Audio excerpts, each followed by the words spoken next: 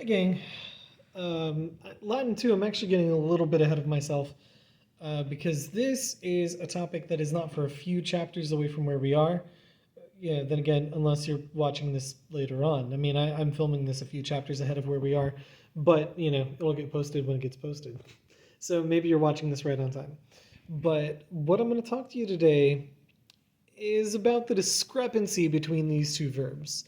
And if you don't know what this is about yet, then you're probably looking at them and thinking, what discrepancy? These verbs look very similar. And in some ways they are, right? They're both the same person, they're the same number, they're the same tense, they're the same in so many ways, but there's one way in which they look the same and are not the same. Let's start with this verb, agitur, right? You look at agitur and you're thinking, well, let's see, it's a third person verb, it's singular, it's present tense, and it's passive, right? And if you didn't know what it meant, sure enough, you would open up your dictionary and you would see that the principal parts are ago, agere, egi, actus, right? Normal looking principal parts. And you would find out that it means to do, and so you would translate agitur as it is done. Sounds good, right? But then you look at sequitur and you would probably think all the same things about it, that it's third person, it's singular, it's present, and you would probably think that it's passive. But hang on a second, because if you look this up in your dictionary, what you'll find out is that the principal parts are sequor, sequi, secutus sum. And that's not usually what your principal parts look like.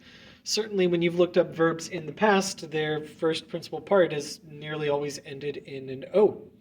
And then the second principal part ends in something re, and the third principal part ends in something I, and there is a fourth principal part. And that is not the case with this verb. You get sequor, sequi, secutus sum, and then you find out that you translate this as to follow, and it is not passive. And that's weird, right? Because you look at this and you say, well, that sure looks passive, but you would translate this as it follows. And one of the reasons why I started with this verb as an example is because, well, for one, we already have this verb in a common English phrase, non sequitur, as in it doesn't follow. And you might be thinking, this doesn't follow, I hate this. But what's going on is that sequitur, or any version of it, is a deponent verb.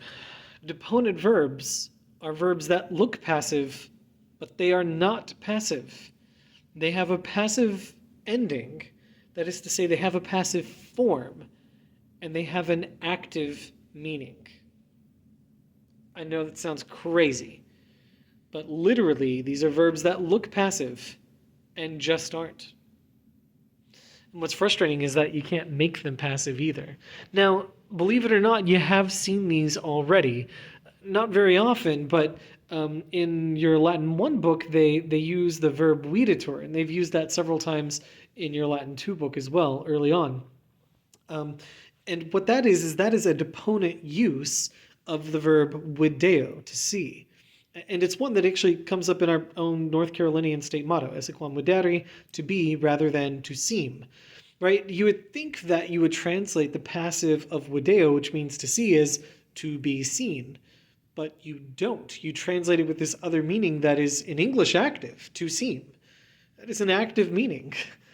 But we don't use an active form for it. We use this deponent use of this word.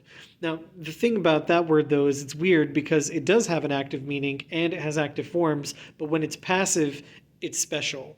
That is not the case for the rest of deponent verbs.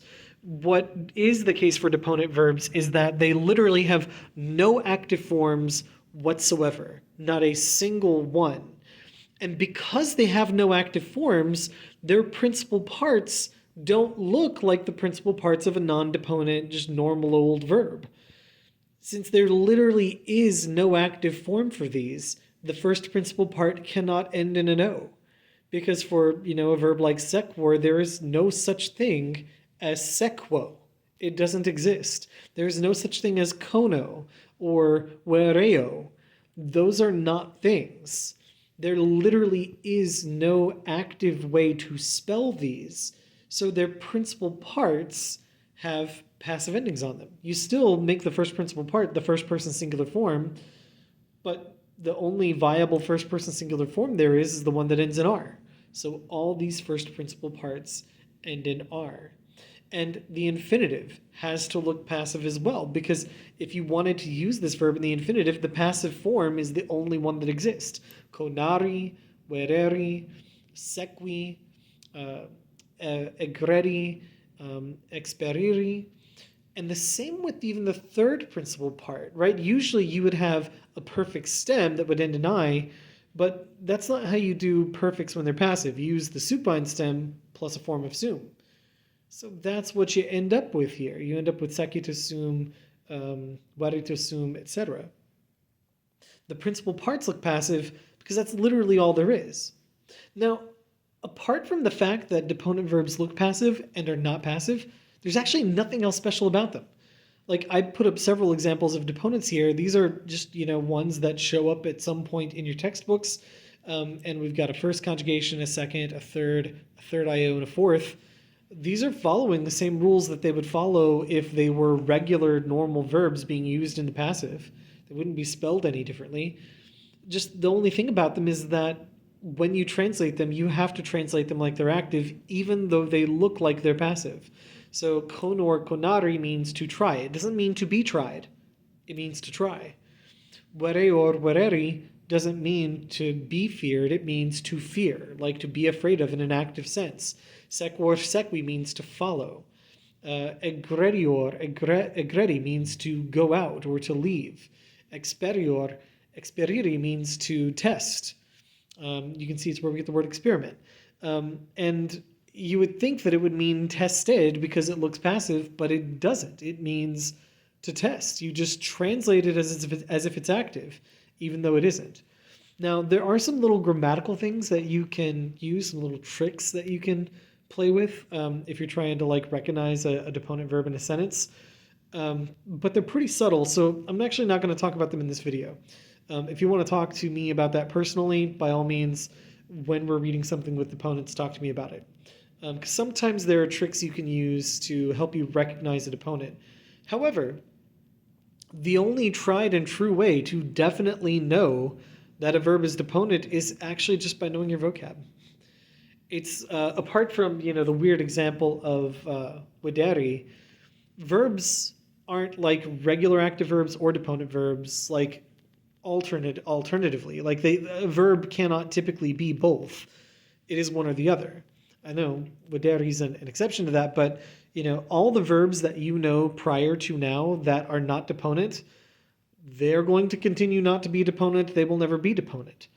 And all of the verbs I'm showing you here, plus some other examples, they're not just deponent sometimes, they're deponent always.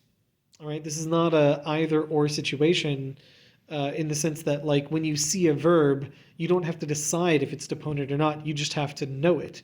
You either have to know it by having memorized that verb already, or you have to look it up in the dictionary and see if the principal parts are passive.